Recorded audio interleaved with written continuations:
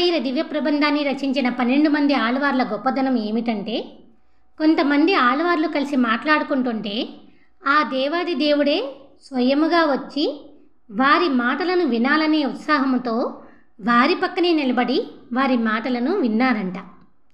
ఇంకొక ఆళ్వారు వద్దకొచ్చి భగవంతుడు వచ్చి, నన్ను నీ పాసురములతో కీర్తించవా అని అడిగారట. భగవంతుడితో ఒక ఆళ్వారు, నిన్ను చూసిన ఈ కళ్ళతో ఈ బాహ్య ప్రపంచాన్ని నేను చూడలేను అని అంటుంటే, ఇంకొక ఆళ్వారు ఆ భగవంతుడితో, అయ్యయ్యో స్వామి, ఈ బాహ్య ప్రపంచంలోనికి అంత నిర్భయముగా రాకయ్యా, నీకు దిష్టి తగులుతుంది అని మందలించాడట. ఒక ఆళ్వారు, నన్ను నీ దాసుడిగా చేసుకోవయ్యా అని అడిగితే, ఇంకొక ఆళ్వారు, నిన్ను సేవించడమే కాదు నీ భక్తులకు కూడా దాసుడిని చెయ్యవయ్యా అని ఆ భగవంతుడిని అడిగారట. ఒక ఆళ్వారు ఆ భగవంతుడిని చంటి బిడ్డగా చేసుకుని లాలిస్తే మన ఆండాళ్ళ తల్లిని పెళ్లి చేసుకుంటానని ఆ భగవంతుడే స్వయముగా పల్లకిని పంపి పెళ్లి చేసుకున్నారంట. ముక్కు మూసుకొని ఒక పక్కన కూర్చుని ఆ భగవంతుడిని సేవిస్తే ఎవరైనా గొప్పవారవుతారు అని అనుకుంటే పొరపాటు. ఎందుకంటే ఈ ఆళ్వార్లు ఎటువంటి వారో తెలుసా? మహాసామ్రాజ్యానికి చక్రవర్తి అయిన కులశేఖర ఆళ్వారు ఈ ఆళ్వార్లలో ఉంటే, భక్తి సామ్రాజ్యానికి మకటం లేని మహారాజు తిరుప్పాణాళ్వారు ఉన్నారు. అలాగే వేదాంగములు చదివి సిద్ధులు సంపాదించిన తిరుమలశై ఆళ్వారు ఉంటే, ఎటువంటి విద్యలు అబ్బక భాగవతము మాత్రమే తెలిసిన పెరియాళ్వారు ఉన్నారు. పుట్టినది మొదలు తిండి తిప్పలు లేక ముక్కు మూసుకొని తపస్సు చేసుకునే నమ్మాళ్వారు ఉంటే, భయంకరముగా దారి దోపిడీలు చేసే తిరుమంగయ్య ఆళ్వారు ఉన్నారు. అలాగే సాధు సంపన్నులైన పోయిగయ్య ఆళ్వారు, పూదత్తాళ్వారు, పెయ్యాళ్వారు ఉంటే, వేశ్యాలోలుడైన తొండరెడ్డిపొడి ఆళ్వారు ఉన్నారు.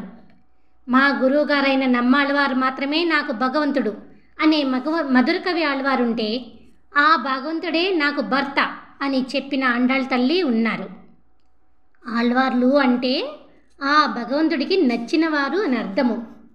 12 మంది ఆళ్వార్లు మనందరిలాగే జీవిస్తూ ఆ భగవంతుడే మెచ్చి ఈ భూమిపైకి వచ్చేటట్లు ఆ స్వామిని కీర్తిస్తూ పరమభక్తితో ఆ కీర్తనలను పాసురములుగా చేసి నాలాయిర దివ్య ప్రబంధమును రచించారు.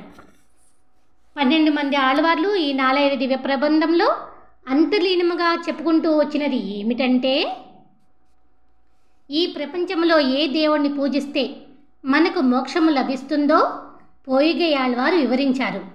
మోక్షాన్నిచ్చే ఆ భగవంతుడి గురించి తెలుసుకునే ఆలోచన శక్తిని పూదత్తాళ్వారు కలిగించారు.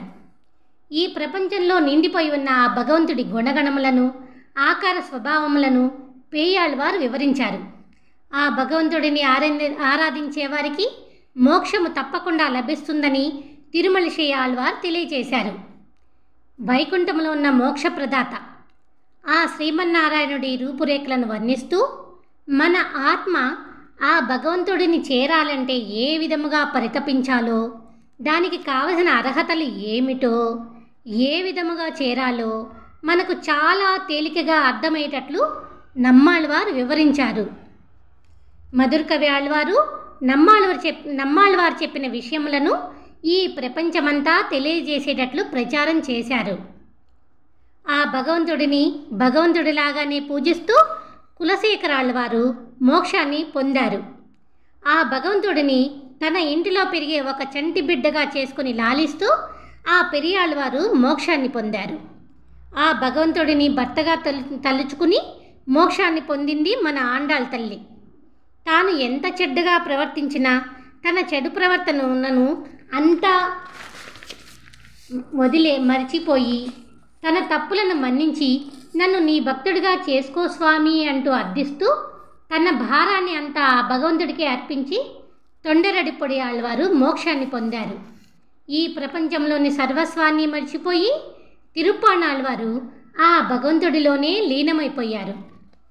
ఇవన్నీ అసాధ్యము అని మనము అనుకోకుండా, వీటన్నిటి గురించి మనము తెలుసుకుని సులభముగా అర్థం చేసుకుంటూ ఆచరించడానికి వీలుగా ధర్మ, అర్థ, కామ, మోక్షముల గురించి వివరిస్తూ ఆ మోక్షము ఎక్కడ ఉందో, ఎలా ఉంటుందో, ఎలా వెళ్ళాలో, దాని రూపురేఖలేమిటో వివరిస్తూ ఎవరైనా ఆడుతూ పాడుతూ వెళ్ళగలిగే విధానం ఇది అని దాని గురించి పూర్తి వివరములను తెలుపుతూ ఆ తిరుమంగయ్య ఆళ్వారు మోక్షాన్ని పొందారు.